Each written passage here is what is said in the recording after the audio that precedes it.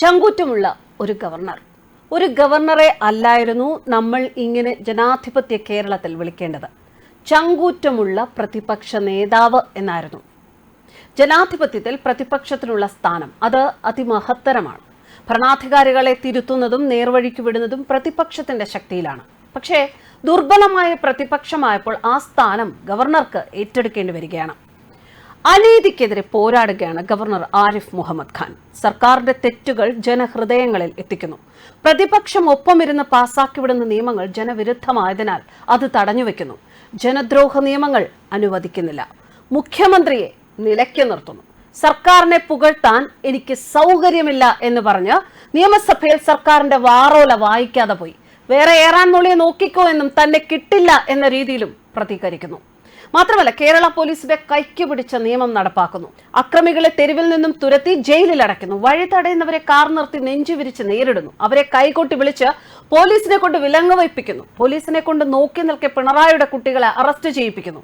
SFIക്കാർ കുട്ടികളെന്ന് ഇനി പള്ളിയിൽ പോയി പറഞ്ഞാൽ മതി. ഏത് പിള്ളറായാലും അക്രമികളെ അറസ്റ്റ് ചെയ്ത് ജാമ്യമില്ലാതെ ജയിലിൽ ഇടുവിക്കുകയാണ് ഈ ഗവർണർ ആരിഫ് മുഹമ്മദ് ഖാന് കൈയടിക്കുകയാണ് കേരളം. ഈ കൈയടി അധികവും നൽകുന്നത് UDFക്കാരും BJPക്കാരുമാണ്. എന്നാൽ UDFും BJPയും ഗവർണറുടെ വിഷയത്തിൽ ഇടപെടുന്നില്ല. കാരണം പ്രതികരിക്കുന്ന നിയമം നടപ്പാക്കുന്ന ഗവർണർക്ക് മുന്നിൽ ഒരു പണിയുമില്ലാതെ തെക്ക് വടക്ക് നടന്ന് തല്ലുകൊള്ളുന്ന പ്രതിപക്ഷം ചൂളിപ്പോവുകയാണ്.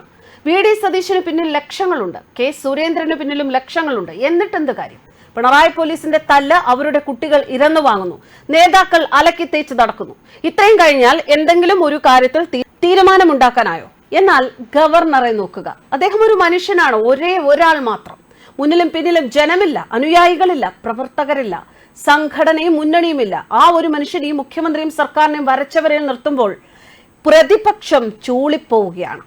SFIക്കാരെ കുറിച്ച് ഗവർണർ ആരിഫ് മുഹമ്മദ് ഖാൻ പറയുന്നത് ഇങ്ങനെ: പാർട്ടിയുടെ ദിവസക്കൂലിക്കാരാണ് അവർ. മുഖ്യമന്ത്രിയുടെ നിർദ്ദേശപ്രകാരം പോലീസ് തന്നെയാണ് സമരക്കാരെ എത്തിച്ചത്. മുഖ്യമന്ത്രിയുടെ ദിവസക്കൂലിക്കാർ മാത്രമാണ് അവരെന്നും പോലീസിനിവിടെ യാതൊരുവിധ റോളുമില്ല എന്നും അദ്ദേഹം പറഞ്ഞു. 17 പ്രവർത്തകർക്കെതിരെ ജാമ്യമില്ലാ വകുപ്പ് പ്രകാരം കേസെടുത്തതിന്റെ FIR കൈവശമുണ്ട് എന്നും ഇത് കേന്ദ്ര സർക്കാരിനെ അറിയിക്കുമെന്നും ആരിഫ് മുഹമ്മദ് ഖാൻ പറഞ്ഞു. ദൂരെ നിന്ന് നടത്തുന്ന പ്രതിഷേധങ്ങൾ എനിക്ക് പ്രശ്നമല്ല. അവർ കാറിന്റെ സമീപത്തെത്തിയപ്പോഴാണ് ഞാൻ പുറത്തിറങ്ങിയത്. ആ സമയത്ത് എത്ര പോലീസുകാരാണ് അവരെ തടയാൻ എത്തിയത് എന്ന് നിങ്ങൾ കണ്ടതാണ്.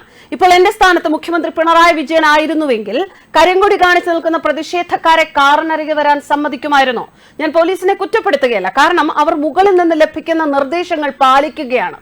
പിണറായി വിജയനാണ് ഈ നാട്ടിൽ നിയമലംഘനം നടത്താൻ പ്രോത്സാഹിപ്പിക്കുന്നത്. നിയമം ലംഘിക്കുന്നവർക്ക് സംരക്ഷണം നൽകാൻ പോലീസിന് നിർദ്ദേശം നൽകുന്നതും മുഖ്യമന്ത്രിയാണ്. SFI സംസ്ഥാന പ്രസിഡന്റ് ഉൾപ്പെടെ ഉള്ളവർക്കെതിരെ നിരവധി ക്രിമിനൽ കേസുകളാണ് നിലവിലുള്ളത്. ഇതിൽ 40-ലധികം കേസുകളാണ് കോടതികളിൽ തീർപ്പാകാതെ കെട്ടിക്കിടക്കുന്നത്. പാർട്ടി നൽകുന്ന ദിവസവേതനത്തിന് ജോലി ചെയ്യുന്നവരാണ് ഈ പ്രവർത്തകർ. വരിക, കരിങ്കൊടി കാണിക്കുക, കാറിലടിക്കുക, തിരിച്ചു വന്ന് പ്രതിഫലം വാങ്ങുക. ഇതാണ് അവരുടെ ജോലി. ഇപ്പോൾ 17 പേർക്കെതിരെ കേസെടുത്തിട്ടുണ്ട്. പ്രതിഷേധിച്ചവർ 50 പേരിൽ കൂടുതലുണ്ടായിരുന്നു. പക്ഷേ ഞാൻ ഈ FIR അംഗീകരിക്കുകയാണ്. എന്നാൽ നിയമലംഘനം ഒരിക്കലും അംഗീകരിച്ചു കൊടുക്കുന്നതല്ല. അവർ എന്റെ കാറിൽ അടിച്ചതുകൊണ്ട് മാത്രമാണ് ഞാൻ പുറത്തിറങ്ങിയത്.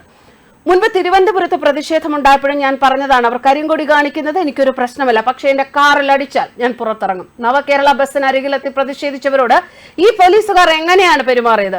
പ്രതിഷേധക്കാരെ അറസ്റ്റ് ചെയ്തപ്പോൾ അവർ എത്തിയ വാഹനങ്ങൾ എവിടെ? പോലീസുകാർ തന്നെയാണ് സമരക്കാരെ എത്തിച്ചത്. ശേഷം അതേ വാഹനത്തിൽ തന്നെ അവരെ അറസ്റ്റ് ചെയ്ത് കൊണ്ടുപോയി. ഇതിനെതിരെ നടപടി എടുക്കാം. അങ്ങനെയുള്ളപ്പോൾ എനിക്ക് പ്രതിഷേധിക്കേണ്ട ആവശ്യമില്ല.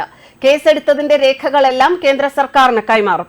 ജനങ്ങൾക്ക് പെൻഷൻ നൽകാൻ സർക്കാരിന് സാധിക്കുന്നില്ല. അതുപോലെ സർക്കാരിന്റെ പല പരാജയങ്ങളും മറയ്ക്കാൻ വേണ്ടിയാണ് ഗവർണർക്കെതിരെ പ്രതിഷേധം നടത്തുന്നത് എന്ന് ഗവർണർ പറഞ്ഞു.